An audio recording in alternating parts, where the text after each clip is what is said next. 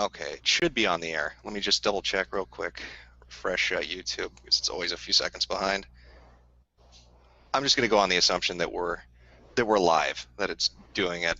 Well, welcome everybody to what I'm hoping is a new series of streams based on what happened with the Thunderfoot and Justicar stream with Atheism Plus. This time we're going to try it with. Oh, that's what I get for not turning my audio off. This time we're going to try it with a couple of people who wanted to talk about, I guess you could call it the trans community. I've got a couple of guests, Liz and Sophia. Hey. So I'm going to give you guys a chance to just kind of say hi and introduce yourselves to everybody, and we'll get it going and go from there. Liz, if you want to start. Sure. Hey, I'm Iron Liz. Most people know me from being a Z-list internet celebrity who dated Link. His own stuff going on, but that's neither here nor there. I'm a big fan of the Internet Aristocrat. I am post-op myself. I had my surgery, my bottom surgery, in 2013. So I don't even really consider myself trans necessarily at this point. I consider myself 100% female. So apart from that, I can go more into the specific details, but that's kind of where I'm at. So. Okay, all right. Sophia, if you want to go. Yeah. Most of you know me as Hidden Tara. That's probably you saw in the tweets. I have actually been dealing with body dysmorphia since I was a child. I didn't actually know what transgenderism was until I was 21, and here I am 29 now. I've been on hormone therapy for 4 years, and a month ago I had my breast augmentation. I'm in the process of preparing for bottom surgery. So I am one of those people who I get called Triscum all the time because I'm a heavy advocate for the medical rights and access for transgendered people. And as far as what Iron Liz just said, yeah, I don't identify as trans. It's a medical diagnosis, and that's all it really is. It's like I'm a woman. Like there was a time in my life, when I was in this, we'll just call it limbo, where it's like, oh, clothes were girls' clothes, clothes were boys' clothes, whatever. And then it's like the longer into transition you realize that no, just clothes are clothes.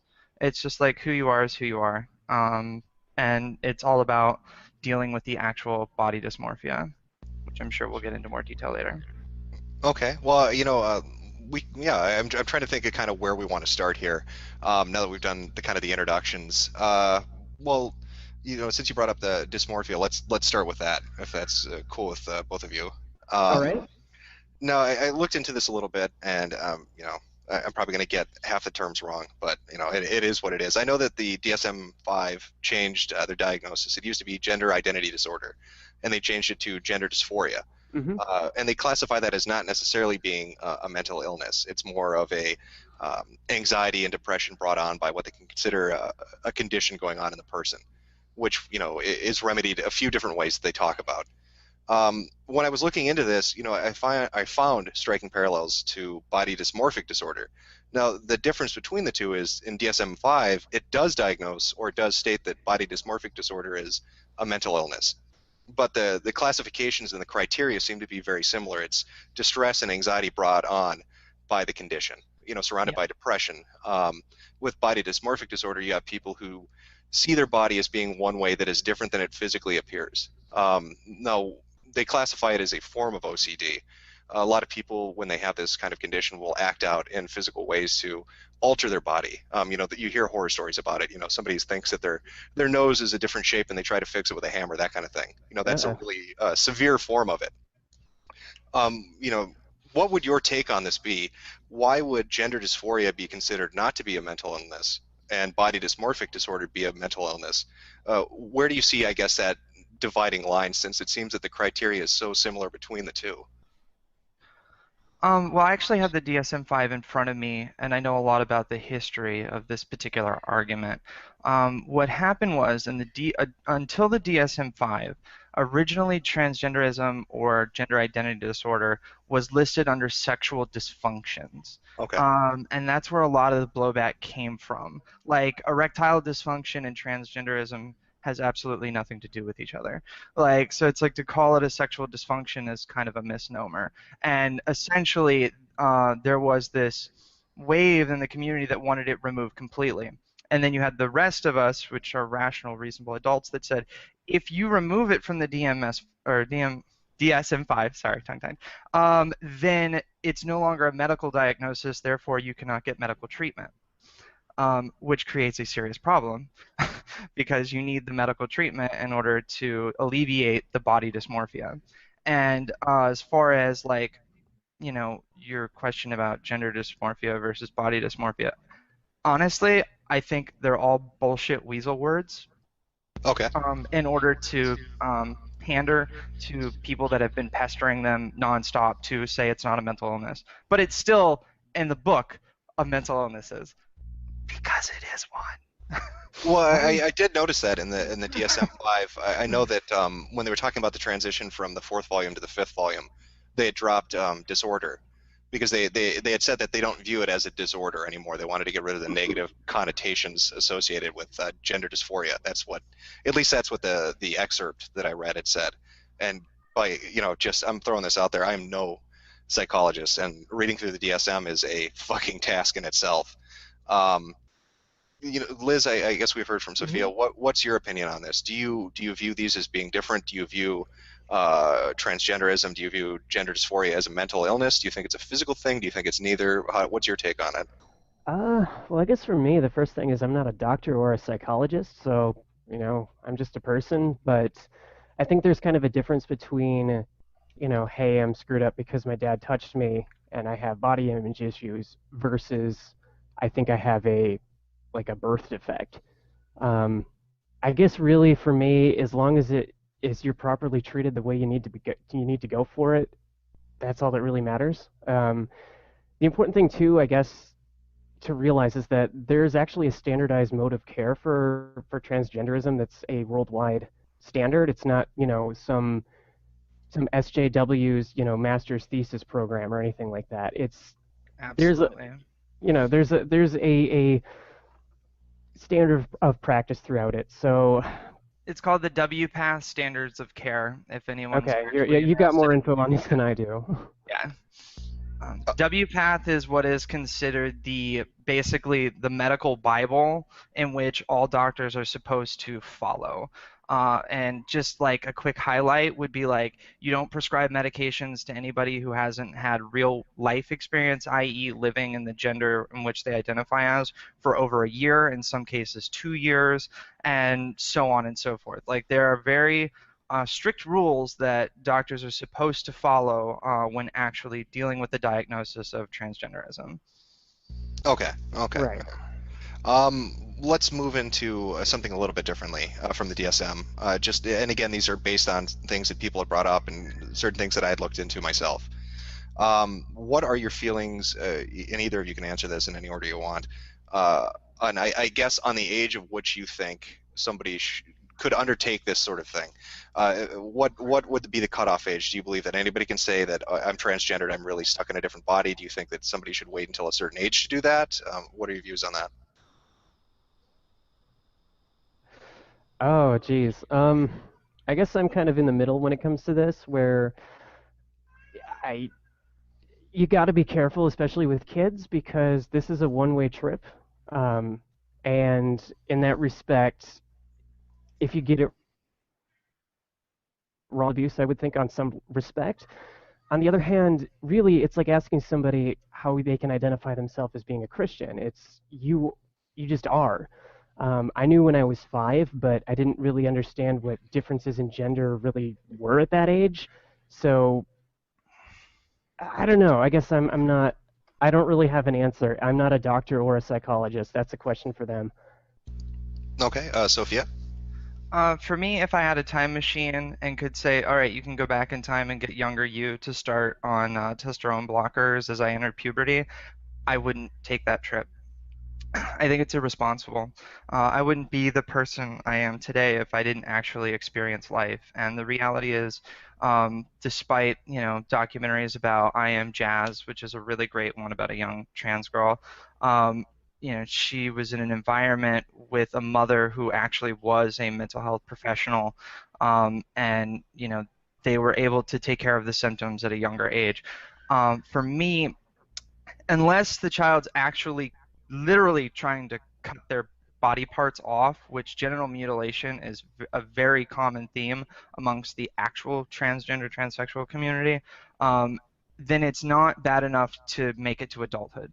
Because a child is not thinking about, what am I going to do for the rest of my life? Do I want to get married? Am I going to have children? And having children is obviously the biggest question. It's like, do you have the income to save sperm? And if you're an M to F, it's like in case you do want to have children. Questions like these cannot be answered by a child. They shouldn't be answered by a child by a doctor, and they shouldn't be answered for the child by a parent. Hmm. It's just completely irresponsible. So I think as much as it sucks, until the science is really caught up with, society, I guess, we don't know what causes this, and we don't know the best methodology in treating it. We know what works in some people and it doesn't work in others. So until we have a more firm grasp, I'm completely against basically using children as guinea pigs. As you very correctly described in your Tumblrisms video where you talked about the pedophilic doctor who was the one responsible for what we know as gender in today's society. Oh, Hmm. John Money. Yep. Yeah. Yeah, it's like if you look at that case, it's actually he inadvertently proved that transgenderism is real. And I'm gonna explain that because I know that's gonna seem crazy. Okay, for those of you who don't know, what this doctor did was his child had some sort of, like something went wrong when he was born. So they cut his penis off, sewed it up, made him look like a girl, put him on female hormones, and socially acclimated him as a girl. And when he got older, he found out, absolutely furious, went back to living as a male, and ended up killing himself. So that right there, the way I read that is the mind knows what it's doing when it comes to the body, and the older you get, the more the mind understands. It's like even though he was told his entire life that he was a girl, even though he was made to look like a girl, he knew he was actually a man. So, and it led to his suicide. Right. So Gender is hardwired into you. yeah, it's just there. There are several theories behind that, which I could get into, but just to stay, pretty basic, it's like it's that suicide that's a perfect example of transgenderism, only from the other side of the coin. Somebody who was forced to live as a gender that they weren't from the time they were born, and raised in that environment. So Okay. Kind of touching on a few things there. With John Money, I believe it was his circumcision. There was some kind of accident when the boy was circumcised. I do know that he had a twin brother, and there were allegations too with Money, kind of going back to his suicide and parts of the cause for that. Um, they were made to do some really awkward, out there oh yeah, things. he was a pedophile and molested those children, and Right. he should have been shot in the head. And I think that that might have been a contributing factor. But Of course. kind of going on this tangent though about children of what age? I mean, you brought up Jazz, who's 11. There's also the case of Tammy LaBelle, who used to be Thomas LaBelle, who's a 10-year-old. I believe he's from California. That was the guy. That was the kid that had the two lesbian parents that put him on the hormone blockers at 10. Yep. Um, this kind of touches on. I guess I'd be interested in knowing your opinion on this. You've got people like Vygotsky who talk about zone of proximal development, hands-on learning, scaffolding. That if you teach a child to do something, that child will then do it and learn it and absorb it. It's kind of a mentoring or a modeling of behavior. Hmm. So when you have a situation where a kid grows up in a house, like taking Tommy/Tammy LaBelle, whose parents said, "Oh, we knew from a very young age that Tommy was really a girl, that wanted to be a girl, so we bought him female clothing. We, dressed him up. We allowed him to do these things." Going on Vygotsky, he would say, or it would seem to be, that the child learned the behavior. So when you have a kid that's kind of going through that, that's being reinforced through their parents, you've got this, I guess, scaffolding. You've got this modeling going on, where they're being taught that yes, you really are a girl. You like to play with a Barbie, so here's a dress. Put the dress on. Don't you feel more like you should feel? Um, that I think is, at least personally, where the risk comes in, because now you have a preteen who isn't, developed mentally, emotionally, physically, put into a situation where they might make a decision that later on is going to affect them for the rest of their life. Tommy may feel like a girl now because of the situation and the environment and the modeling, but what would Tommy feel like after puberty at 13 or 14? And they're never going to know now because of the hormone blocking treatments that they're going on. What is your take on that? Do you think Vygotsky had anything to that? Do you think that the influence of parents could be swaying this kind of influx that we're seeing a lot of now? I know you brought up jazz. I think jazz is a bit of a different situation, but like with the Tommies and the Tammies out there, do you think parents maybe are pushing their kids into this because they think it's more accepted and they maybe almost designer children? Or what do either of you feel on that? I'm inclined to agree with you actually, and I think that's where you run the danger of it. For me, I didn't actually know what transgenderism was until I was about 13, 14. Um, and certainly as a young kid, you values given to you. So in that respect, yeah, I do think that's a big potential for problems.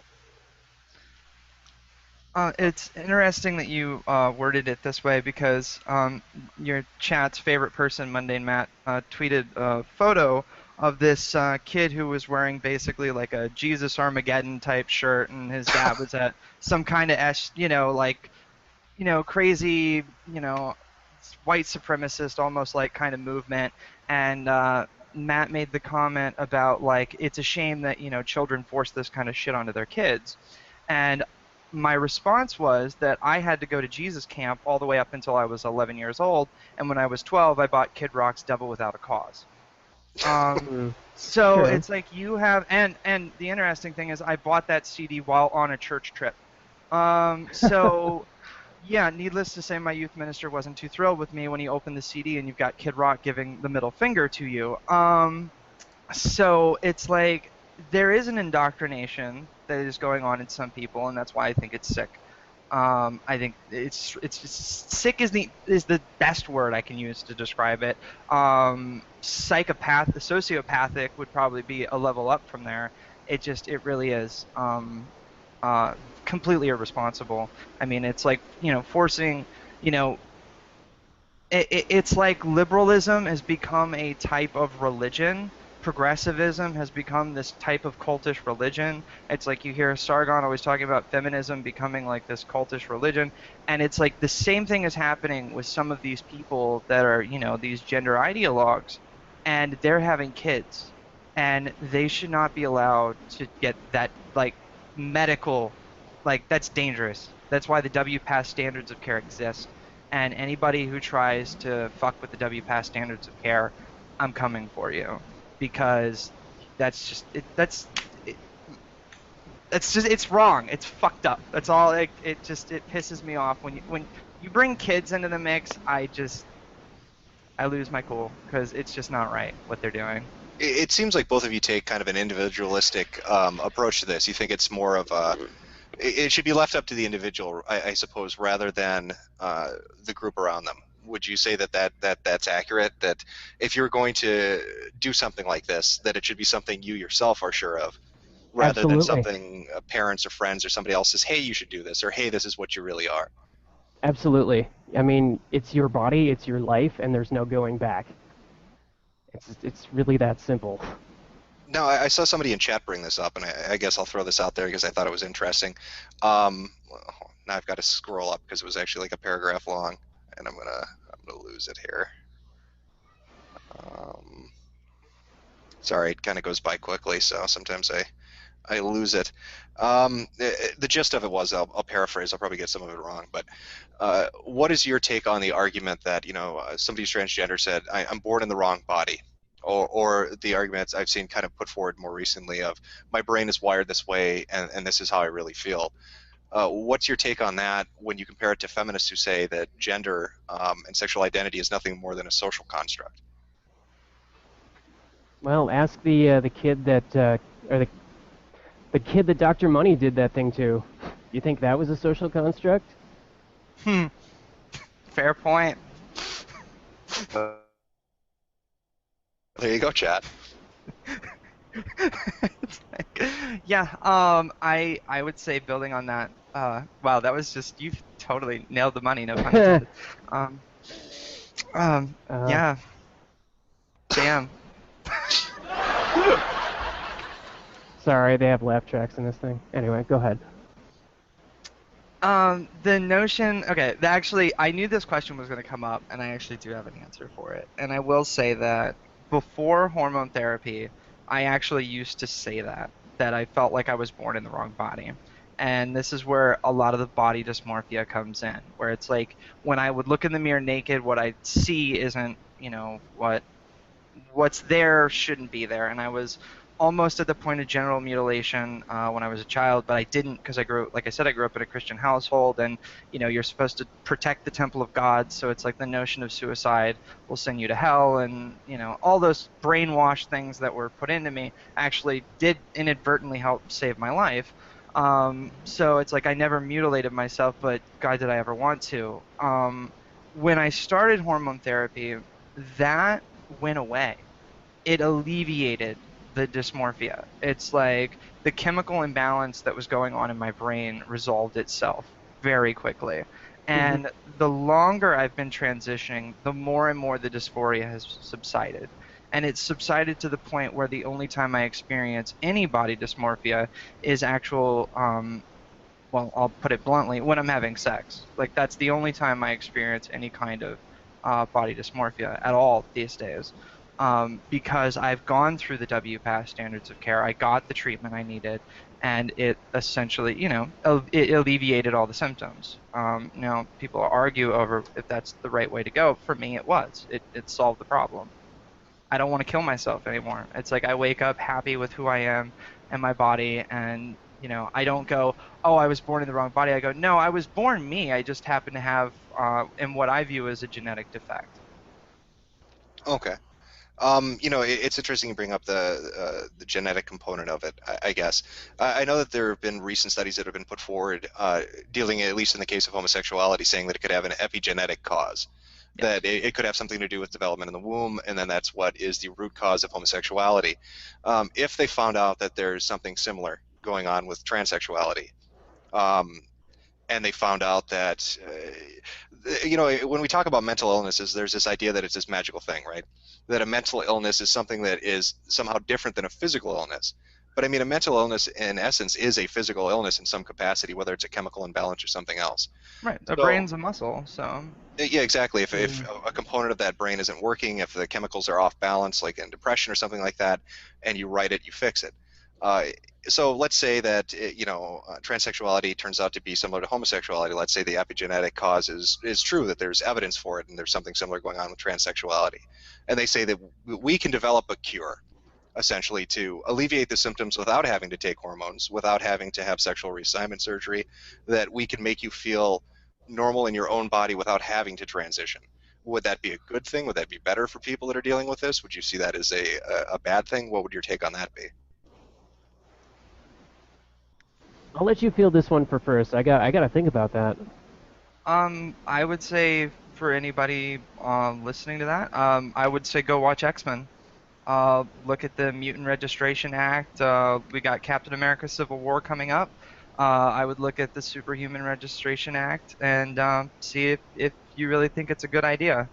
Um, I think that what makes us different in life is can be a good thing. I mean, ultimately, I agree that we're not all special snowflakes and we're all the same bags of meat, and we could quote Fight Club, all night and day if we wanted to. But no, I think that it's born in nature. It's like there are homosexual animals. And a lot of scientists actually say that homosexuality is a way of nature fighting back against overpopulation. It could just be Darwinism for all we know. Uh, that's really how I look at it. It's like it would be like saying, all right, we now have this pill that we can make everybody the same race. Do we do it just to end all racial tensions and racial problems, or do we just go, okay, let's just all be the races we were born? I think, at least, in relation to this particular argument or this discussion, when you're bringing up, and again, this is something that social justice warriors would say is race is a social construct as well. But putting that, aside and just talking about this, Fuck uh, social justice warriors. if medical science came out and said, listen, this is because what we're looking at here is this is a situation you have, or at least this is how I see it. You've got different groups. You've got transsexuals. You've got homosexuals, and they get a lot of shit for all sorts of different reasons. But if medical science came out and said this is a physical condition, it's an ailment, it's epigenetic, it's no different than something like sickle cell anemia or Angel's syndrome, and we can fix it, wouldn't that take care of all the shit that people get? I mean, you can't really begrudge a cancer patient for having a tumor if it's a physical manifestation of an illness, if it's an actual physical illness. This isn't really genetically designing a baby to be white. This is saying that there's an imbalance, that there is a developmental problem that happened in the womb, and that we're correcting it, rather than trying to make you straight because we think straight is superior. But we found out that there's something going on, and it's similar to these other sort of conditions, and we can fix it. Talking about kind of, I know what you mean with the Mutant Registration Act. I'm a kind of a comic geek myself, so I get what you're saying. Sorry, some of the people in the chat are saying that I keep breaking out, so sorry about that. I'll try to talk a little bit louder. But I guess for me, as soon as eugenics gets on the table, I think you're opening up a different can of bees, and I say bees and not worms for a reason. You can go that route to be sure, but I will say that while it did suck for a lot of the shit that I've gone through, it did make me a stronger human being. There is something through strength through adversity, and yeah, I've been the victim of a hate crime. I have been told in a job interview, there's no way in hell that I'll hire a tranny faggot at this job, and you have to dig in yourself to overcome that. So while I wouldn't wish that on anybody, um, I don't know. It's given me the drive, and it's given me the inner strength that I've needed to overcome difficulty in my own life. Okay, Sophia. I think, to quote Malcolm, nature always finds a way. And as we'll see in the new Jurassic World, when you start Nature finds a fucking way. with So, nature, it's not a good thing. I understand, like, again, it's kind of like, the whole, do you let trans children transition? And I say no. I say you need to let the brain develop to the point where it can comprehend what's happening to it. So it's like, if I wouldn't do it to a child, I certainly wouldn't do it to an infant, and I wouldn't do it to an embryo. I just, I don't think nature is a force to be fucked with. It's just something that we have to deal with. And it's like, it's something that I wouldn't even wish upon my worst enemy, but I agree with Iron Liz that it has made me a much stronger person. I don't take anybody's shit. Okay. The reason I bring it up is this. If we say that this is a condition, right, a physical condition, a mental condition, however you want to define it, I mean, I think what's getting lost in translation is the idea that eugenics is going to fix it. But if a child was born with something like um, a spina bifida, right? If you could go in and the child had that condition, wouldn't you want to fix that before they're born? If they classify this as an epigenetic disorder like Angel Wilhelm's or any of those others, wouldn't you think you would want to fix that? I mean, if it were classified, if it was found to be a deviation from the norm. That's the ultimate question. It's very difficult to answer because I think that in reality, most people would do it. I think at the end of the day, when you're faced with that decision, people, if they had the option to do it, they would do it. Okay. So if it existed, I mean, it's the same thing, like autism or being blind or deaf or whatever. I mean, the reality is, in the future, designer babies will be a thing. And the question is, where will we draw the line? And hmm society will have to answer that question one day. I mean, if you look at the research of the Nobel Prize winner who developed and pushed eugenics in the United States, anyways, it's like he wanted to do it based on IQ and offer a government incentive program to people of a lower IQ for voluntary sterilization. Now, who's to say that's a bad idea? It's like let the smart people breed and let the dumb people live out the rest of their lives. It's like, but it's just it And as everyone's SJWs will show you, the pathway to hell is paved with good intentions. exactly.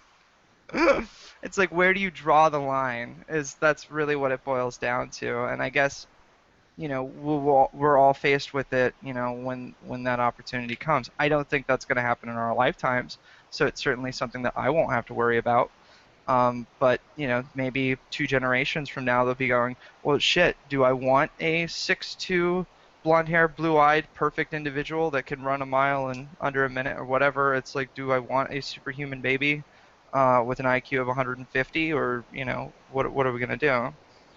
Right, but I mean, I would suppose there is a middle ground between what we have today, where it's kind of, your kid could be born any sort of way with any kind of condition, you know what I mean?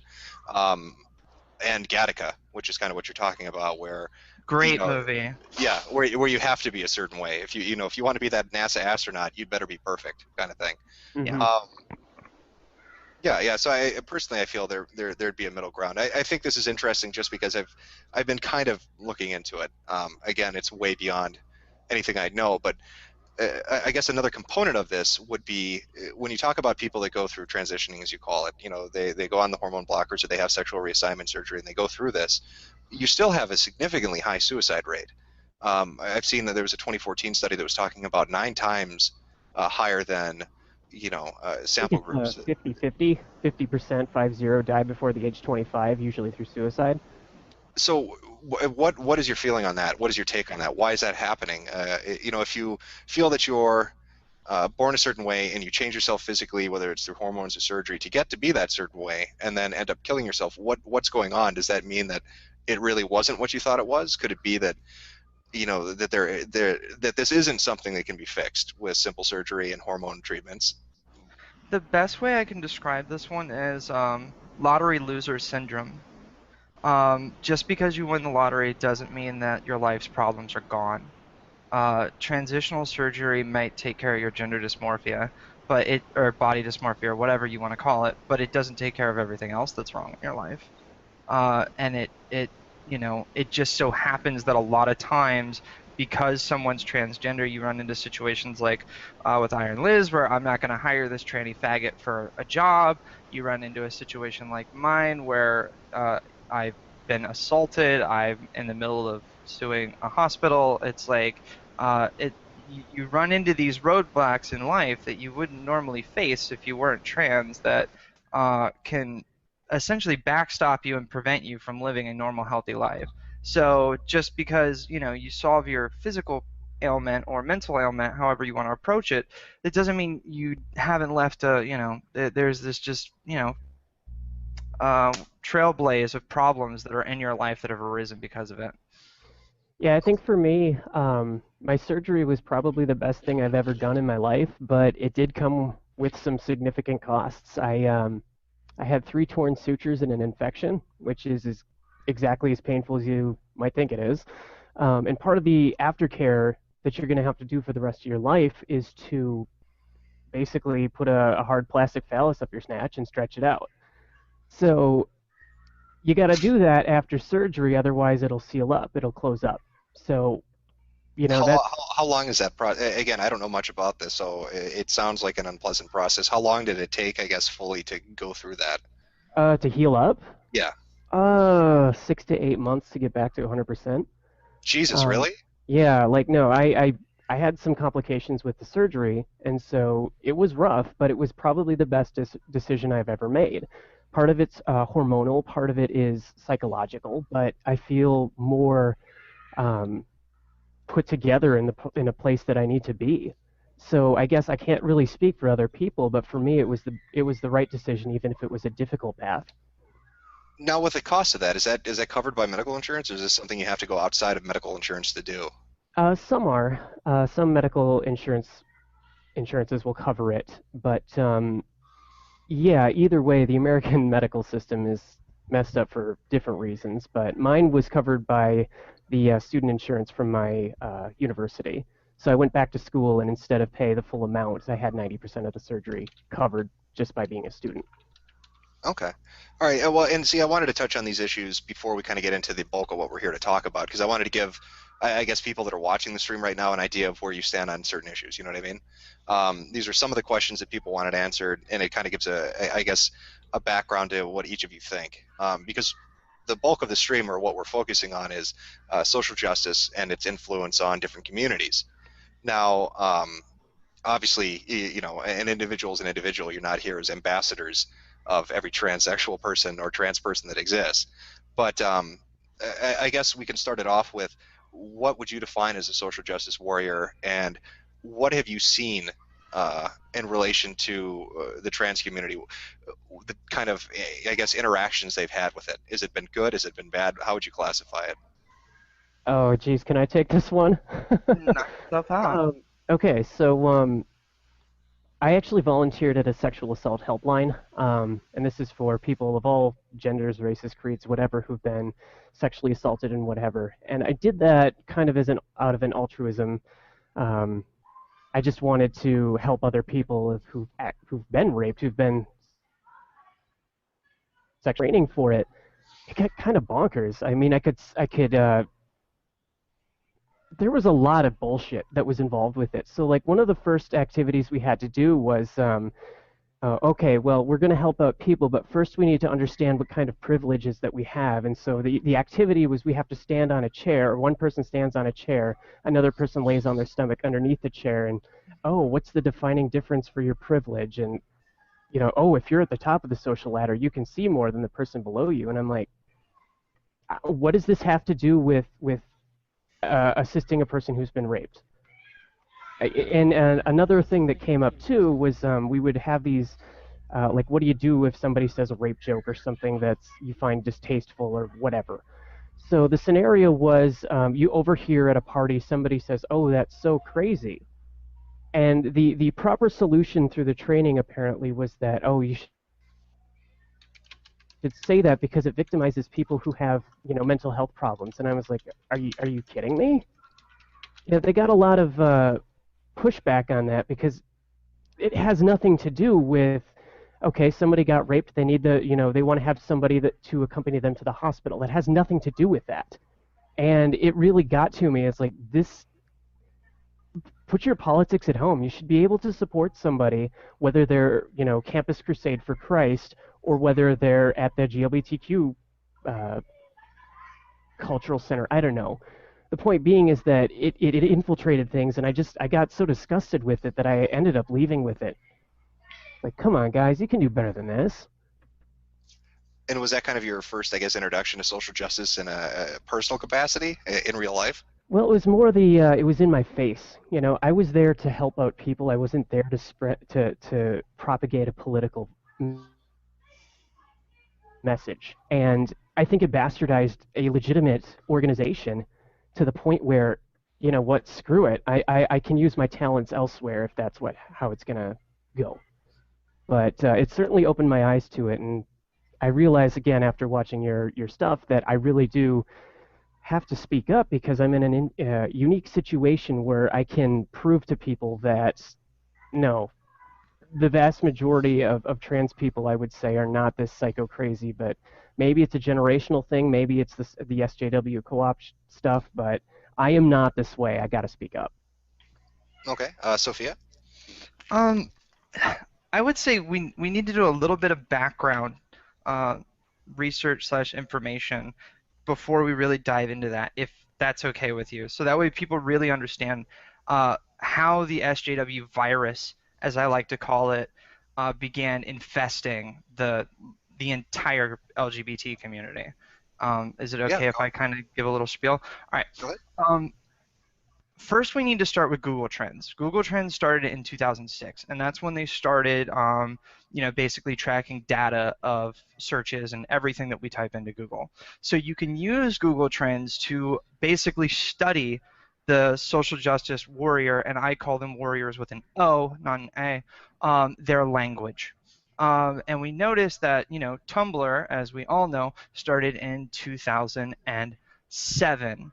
Now, this was a site that essentially, in my opinion, now I know people are going to hate me for saying this, was a great site up until it was ruined.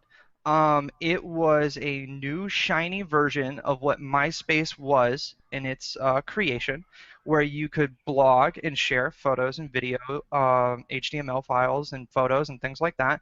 It was a great service that you could do on a public forum, because what happened was my generation, I'm almost 30 years old. It's like we started off with our social. Well, my first social website was redversusblue.com, so fuck all y'all.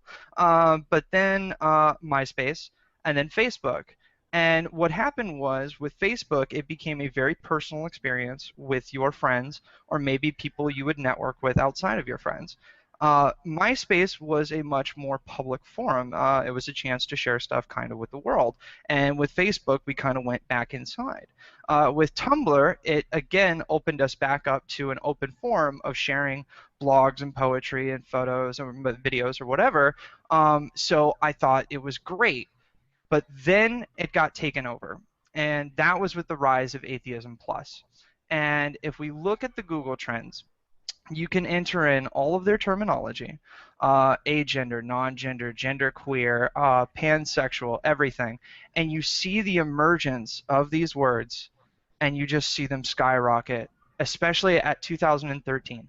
I don't know what happened in 2013. I'm still trying to figure out what event essentially triggered this whole non-gender binary, genderqueer, agender, this fucking nonsense that you hear all over the internet.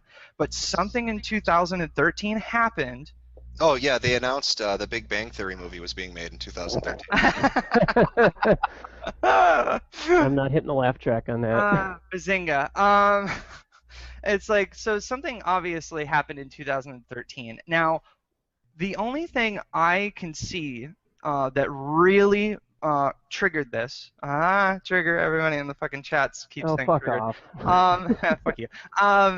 Is if you Google search the word vlog. Now, vlogging had its peak in 2007 and 2006 when high-speed internet got really big, when it started being proliferated throughout the United States. And then it dipped down in 2010. But then ever since then, it's been on the rise. And being somebody who actually writes for an LGBT YouTube channel, it's like my friend started in 2009, and I've seen our growth. And between our two channels, we have over 600,000 subscribers. It's like, and we usually get over 100,000 views a video. So it's like with the proliferation of vlogging in the gay community, you had this next generation of people that are mentally ill. They now have a platform. They have Tumblr. They have YouTube vlogging. They have easy access to a bunch of other people that think just like them, and you have children educating children instead of children or young adults or adults going to doctors. I went to a doctor. I went to an endocrinologist that worked with Henry Benjamin to write the standards of care. Okay? That's how good of a doctor I went to. I sought the best medical treatment I could find. These kids are not doing that. They're telling each other that non-gender binary is a thing. Well, I hate to break it to you. We live in a world of ones and zeros. Everything is binary. As Pythagoras said, the world is an equation. So we really need to look at the atheism takeover of the internet, Atheism Plus, the takeover of the internet, and vlogging as the source of where this proliferation of SJWism has come from. Okay, wow. All right, it's a hell of a background. That's more than see, when I looked into it, I kind of saw it start, I guess, in universities. I look at stuff like Sokol. I look at events that transpired in the 90s, kind of influencing. But I do definitely agree that Tumblr and vlogging and blogging have played a hell of a major part in spreading it person to person. It's social networking essentially that really is Web 2.0 of where we diagnose each other and where we create these communities that basically reinforce whatever kind of bullshit we want to throw at each other. Has allowed insanity to take place where people want to identify as whatever's going to bring them the most attention.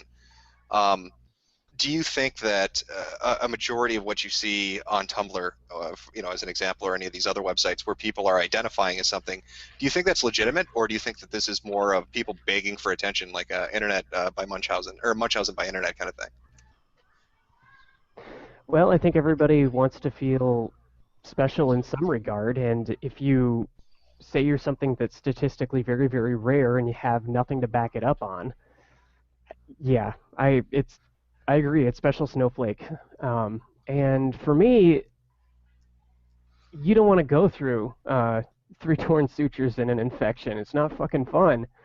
Um, for me, like I said, it was a burden that I carried, but it's not something that's cute or fun. I mean, my brother more or less disowned me for 6 years. Yeah, there's a ton of shit that goes with it. So yeah, fuck all y'all.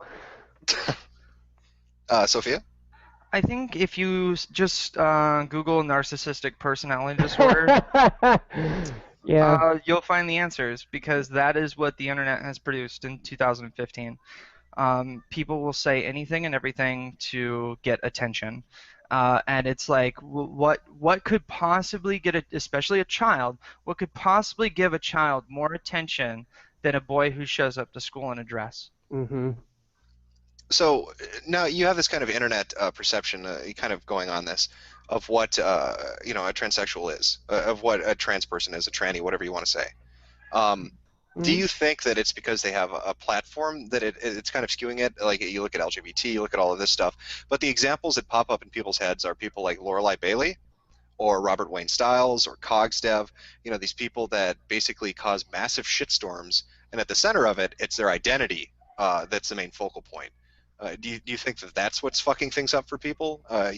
You two seem fairly reasonable to me. So, do you think people like that are fucking it up for people like you? And you add in that SJWism, and it really just fucking kicks it up to an 11. I guess for me, my sexuality is such a minor part of who I am. I'm not a I'm more than the sum of my parts. There's a lot more to me than just the fact that I went through this surgery and did all this stuff. I think if you're upon that one aspect of yourself, you've got worse problems. And more to the point too, I'm not a victim. I'm not, you know. I think these people want to have attention on them. They want to have praise lavished on them, and that's not who I am. It's one of the reasons I kind of got off of Channel Lawson is that you get people telling you all the time that you're great and wonderful, and after a while you start becoming a narcissist. You start thinking that you can't do any wrong or that your opinion is truth. I'm just a person. I'm a regular person, just as scummy as the next person. So I don't know. Maybe I'm in the wrong mindset, but that's how I feel about it, at least. Okay, Sophia. I would identify as a Pokemon trainer before I would identify as a transsexual. Right. So it, Um, it sounds like both of you kind of subscribe to the idea that, and this is what I've noticed too a lot, especially on the fucking internet and especially on Tumblr, is it seems that people want to be, uh, they want a certain aspect of themselves to be the one defining thing. And it seems to be sexuality is like the focal point of the day, right? It's agender this, it's binary that, it's pony can just they pick these weird things, and that has to be that's the most important thing to them, right? That character or morality or merit or any of these other aspects of what a person is don't matter. It all pales in comparison to their sexuality. Would you agree with that? Do you think that people have become way too focused on shit like that? I'll jump right in. Yeah, absolutely. It's like, I mean, I'm also a lesbian. Do I need to run around? I mean, for the sake of this conversation, I'm bringing it up. But it's like, do I go up to everyone I meet and be like, by the way, I'm a lesbian. By the way, I'm a lesbian. By the way, I'm a trans lesbian. By the way, I'm this. By the way, that. By the way, I'm a German Jew. By the way, I'm that. No, it's like, who gives a fucking shit? It's like, my name's Sophia. I have a bachelor's degree in business administration, and I'm a gamer. That's all you and I play a lot of Magic the Gathering. That's all you really need to know about me. Anything else, we could talk and be friends. It's like none of that other shit matters. Unless you're trying to have sex with me, then conversation can get a little bit, different. Um, it's like because that's the only time it really matters. So, why these people feel the need to play such a pity is what I used to feel with these people. As I felt sorry that they have nothing in life that they can identify to and be a part of. It's like I'm a gamer. I identify as a gamer. It's like being a part of the video game community is like my blood. My uncle worked at Atari when Atari was Atari. It's like, so we had the Atari computer system, the Atari 2600. My first owned system was a Nintendo NES, and it's like gaming has been my life longer than anything else. So it's like, it's sad that these people don't have anything else, to cling to, or, to call, their home or be a part of or whatever. And I think the high they get off that, narcissism or the oppression Olympics, as many of us like to say, it just keeps feeding their illness. They have more things wrong with them in the DSM-5 than just transgenderism, if they're even claiming to be trans. Okay, Liz, what do you think? I agree with her. You've got worse problems if all you identify as one small aspect of yourself, especially if you're using it as a platform for attention and money. Yeah, I'd agree with that. Kind of, I guess turning to LGBT, right? I saw this brought up in chat. Other people have mentioned it. When you're looking at LGBT, it's lesbian, gay, bisexual, transgender. But transgender isn't really a sexual orientation, though, is it? So why is the T included in LGBT? That goes back to Stonewall. Or company When cafeteria before Yeah. Stonewall. So it's one of those things that during Stonewall, when essentially what many see as the launch of the LGBT activism for essentially for gay marriage and things like that, transgender people have been fighting right alongside with gays. And then you also have the question of, well, what is a person who is medically transgender is how I prefer to say it. It's like, but let's just say a trans person. What's their sexual orientation? It's like, I'm a woman who loves women, so I'm a lesbian. I'm legally a woman. It's like, so I need gay marriage in order to be able to marry a woman. So it's like we were all fighting for the exact same thing. I think once and fingers crossed, I hope that once gay marriage is legal in all 50 states and all the districts of Columbia and whatnot, that essentially it can dissolve. I mean, you will have a social community for, dating and stuff like that, but it's like, as far as the march for gay rights, then we will have achieved it. Then it's like, as far as trans people are concerned, then there's just the medical advocacy and making sure that we get access to proper medical treatment, which is what these kids need. They need Hmm. doctors. They don't need Tumblr posts. They don't need reblogs. They don't need retweets. They don't need Patreons. They need doctors. Agreed. Now, what are your thoughts on, and people always throw out the acronym, and I've seen it myself, the LGBT LMNOPQRS thing. It seems like they're tacking on more and more shit as the days, go by. Is there a line? Is there some point where people say this is getting fucking stupid? Yeah, the line starts at T, and then I say I'm not with stupid, like that photo I linked you. That's It's where you like, draw the line? that's where I draw the line. Queer is a word that my racist stepfather uses to describe all gay people. So it's like, if you want to call yourself queer, it's like, that's basically, like saying, well, I'm a nigger. It's like, okay, if you want to describe yourself as what many people in society call a derogatory term, that's your prerogative, but I still think you're an idiot. It shows how uneducated you are. It's like, and then other people are mentioning like asexual. It's like, I say go see a doctor, make sure your hormone levels are okay, because not wanting to have sex is like it's the cornerstone of evolution. It's like, there's something obviously wrong with you if you don't want to fuck anybody. I guess for me, my concern is once, uh, like we were saying, once gay marriage is now in all 50 states, then what? When there's no more battles to fight, the trend, at least with feminism, seems to be let's create battles, let's make shit up, and I certainly don't want to see it to go that route either. Now, what's your opinion on turf? I've seen this term being brought up a lot. Maybe one of you can explain it to me, because I haven't gotten around to looking into it. Uh, Sorry, but I don't know what you're talking about. Trans exclusionary radical feminist. Oh, the Raymondites. Yeah. Yeah. Followers of Janice Raymond. Okay, so for people who don't know who that is, there's a lesbian feminist who her name is Janice Raymond. She was an influential lesbian ideologue, and she is of the opinion that trans people are basically spies for the patriarchy. You know, they're infiltrators. Yeah. Sorry. Hmm. Hold on, I need a minute. Yeah. Yeah, because the idea, oh, well, you're a guy who's trying to sneak their way into women's spaces by having surgery as a girl. And as a result, they banned trans women from like a music festival that was really big.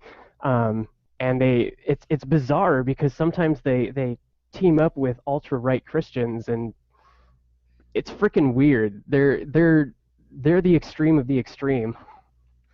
You see, everyone, I'm really the Black Widow, and that's why I talk about comic books so much. No, going back to the turf thing. I'm not sure if either of you've seen this, but it's a video that's up on YouTube called "Cultural Marxism: Assist Story," and it revolves around two lesbians on a college campus, and I believe about 4 or 5 people identifying as transsexual, and they get into an argument with the lesbians, saying that Oh, that, yeah. they're discriminating because they won't recognize how did he put it, his transclit, his penis as being a transclit. Hmm. You've got turf on one side. Would you say that they're the extreme of the other, where they're trying to tell a lesbian, a woman that wants to be with another woman, that no, you have to be with me, even though I still have a penis, I haven't had sexual reassignment surgery, and anything else is discriminatory? Um, for everyone listening, you can YouTube "Would you date a lesbian with a penis?" The video has almost 100,000 views, and I wrote it and filmed it with my best friend Ariel, and we basically addressed that particular question. And the comment section became so visceral from both sides, the TERFs and the SJWs, that we had to turn it off. And we turned it off for the sake of our subscribers because they kept attacking them, like just nonstop, like trying to police, their identity or whatever it is. Basically, you, it's like Total Biscuit when he turned off his comments for all of his videos. He's just like, I'm done with this shit. Well, that particular video caused so much outrage and vitriol from both sides of the fence that we were like, you know what, for the sake of our subscribers, we're just gonna turn this off. But the reality is, as I said in the video, and I said repeatedly in the comments section when our subscribers were getting attacked, is no, I have a penis. I'm sorry that offends you, but I'm not sorry. But it's true. It's like when I go to the bathroom, that's what I see. It's like when it comes time to have sex, that's what's there. It's like I don't like the fact that it's there, but it is a biological reality. I was born a natal male. I cannot change that, nor can I ever change that. It's like no matter what I do to my body, at the end of the day, when somebody does a blood test, they're going to know that I'm a male. And that right there, being able to say that, process it, acknowledge it, and accept it is what a healthy person does. What an unhealthy person does is go, you need to accept my female penis or my oversized clit. That is the sign of an unhealthy person that, in my opinion, is borderline rape. It's like because you're trying to emotionally and psychologically abuse someone to have sex with them and trying to use their cultish language against them to lure them into a position to have sex with them. You make them feel so bad about discriminating against you that they'll have sex with you. And that's abuse. That's mental and emotional abuse. And it's like having been in emotional abusive relationships, it's like no, it's fucked up. And it's like you just shouldn't do that. And it's like, and no one should give these people any credence, or give them a platform. It's like you just got to shut them the fuck up. So what do you think is happening with the LGBT community then? Because it seems like, watching videos like that, and I've seen a few other similar ones, it seems that you're getting some pretty fucking radical people joining in that are shitting stuff up with buzzwords to the point of where you can't even really have a fucking conversation anymore. Well, what we've noticed on our YouTube channel is, again, ever since 2013, they've gotten more and more extreme and radical. And I think the problem is that in California, we were dealing with Prop 8. For those of you who don't know what Prop 8 was, essentially it was a law that repealed gay marriage. It's like we had gay marriage in the state of California, and then it slipped in under the radar, and then it basically nullified gay marriage and made it not a thing. So at the time, the gay community was in pretty much a, political nightmare. And, when you're in a political nightmare, you kind of open your arms and say, everybody who can help me, help me. We need you. All hands on deck. And the problem with that is there was no vetting process. There was no nothing. It was just like, come on, come in, help us. And what happened was we got the help we needed, and then the crazy people stayed. And then they camped out and they said, ooh, I like it here. I'm going to make this my home. And then they started tone policing people. I mean, the best way to really understand what happened to the gay community, if you can't relate to any of this at all, is to look at what happened to the bronies and what those people did to those poor guys. It's like how they tone policed them and just emasculated and more than they were emasculating themselves. Sorry, bronies. No. Gotta get a jab when I can.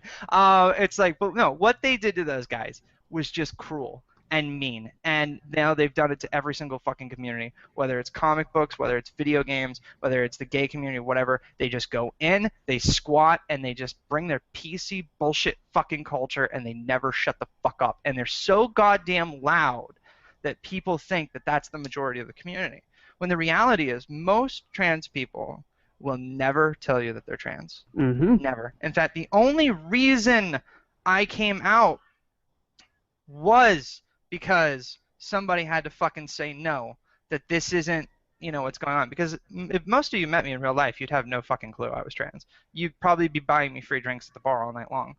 And you might call bullshit because the way my mic sounds, but I'm really fucking hot.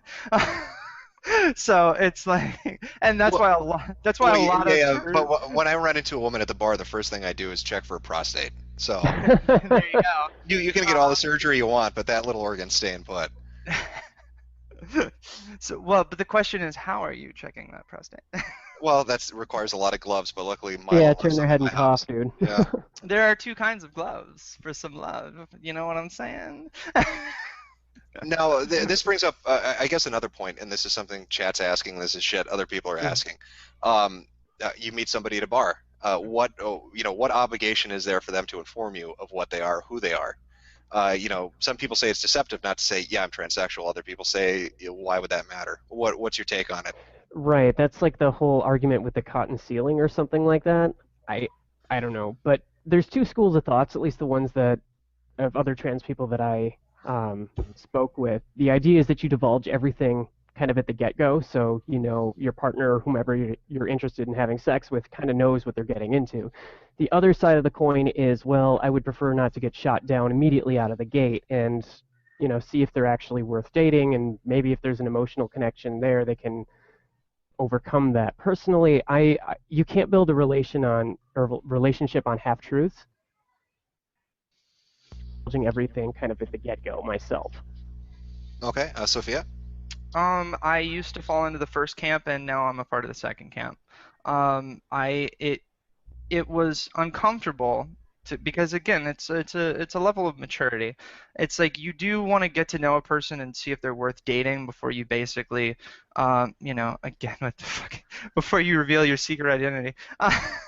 It's like you kind of want to get to know a person first, but at the same time, it's like, well, we're talking about sex, and this person has every right to know. So it's like after getting my heart broken, being in the first camp of, well, let me get to know you, and then, I had a third date rule. It's like on the third date, that's when I'd tell them. And then I realized, you know what? I'm wasting money on 3 dates. It's really, I'm wasting money, I'm wasting time. It's not fair to them. I was like, what are you doing? I'm like, this is really fucked up. Like that was the ultimate conclusion I came to. I was like, this is really fucked up. It's like they have every right to know who you are right out the gate. So, true story, the girl that I've been living with for over a year, we've been together a year and a half, we met at a lesbian event. I had only been there for 15 minutes, and I said out loud to one of my friends, I was like, damn, there are at least 10 girls in here tonight that I'd like to fuck. And she turns around and she goes, do I make the cut? Not even kidding. And I looked her up and down and I was like, we'll see. Oh, hey, I made the cut. It's like 5 minutes later, I tell her, by the way, Sorry, couldn't help it. Go ahead, go that ahead. one flew right over my head because I was in the middle of my story. I was going. So it's like 5 minutes later. I've already bought her a drink. We're on the dance floor, and she says to me, "I see this ending at your place tonight." And I say, "That's fine, but you need to know that I'm trans." And within 15 minutes later, we were back at my apartment, and like I said, we've been together a year and a half. So honesty is always the best policy, I found. Okay. All right. Well, I think we'll kind of move on from that now to questions I was asked ahead of time. And Chet, you're obviously seeing if you're looking at the chat flying through. So the first one would be transsexuals are degenerates. What is your response to that? That transsexuality is a moral failing, or that it has a negative impact upon society, or teaches norms that are contrary to a healthy, uh, I don't know, a healthy society. What would your response to those kind of statements be? I guess for me it was what happens when what's the phrase? An unstoppable force meets an immovable object. Um, I can't change who I am. And he was way into the pray the gay away, and his faith is very deeply ingrained to who he is as an individual, and for him, it's like asking him to abandon that, for as it was for me. So I guess on some level we're all degenerates, but you know what? I would argue for as a personal thing, I'm definitely a better person for where I was to where I am now. And I can say if I hadn't gone down this road, I probably wouldn't be alive. So you can argue the merits of that either way, but from a purely pragmatic standpoint, I'm paying taxes, you know, I'm working hours, I'm doing my thing. So uh, Okay. I think it's a loaded question, but whatever. Sophia? I think that when you look at any community, you're going to find degenerates. It's like, and some of them are in the chat right now. So it's like, wherever you go, there's going to be fucked up people. I mean, you look at something as simplistic as feminism, where it's supposed to be anytime, you corner one of the radicals and you say, they immediately say, well, feminism is about the equalization of economics and social of men and women. And then, the next minute they're tweeting, kill all men. So it's like, every community's got fucked up people. Okay. Hmm. I guess another point that's been raised on a few of the boards that I frequent, and again, probably in chat too, you're going to see it, would be, and this is a follow-up to the degeneracy question, but what of the, kind of acceptance by increments? That in the 60s, well, the 50s and the 60s, homosexuality was seen as just completely taboo. It can't be discussed, it can't be dealt with in society, and now we're at the point where gay marriage is becoming legalized. Now we're seeing transsexuality coming into acceptance. People have raised the issue of, well, what's going to happen next? Are we going to have people saying that pedophilia or pedosexuality is something that is acceptable? Something that we can't see as being okay now, but by increments will eventually end up there. What would your response be to that kind of thing? Well, did allowing mixed marriages, did that turn people black? I mean, I think pedophilia is different because it's a child can't provide consent or consensuality. It, it's not necessarily, it's for me it's a personal thing. I'm not trying to inflict anything different or damaging onto anybody else. And as I said, it was my body to change however I wanted to. But I think that the slippery slope argument falls flat because for me, it's what I wanted to do. A child doesn't have a say in their whether they want to be abused or not. Okay, Sophia?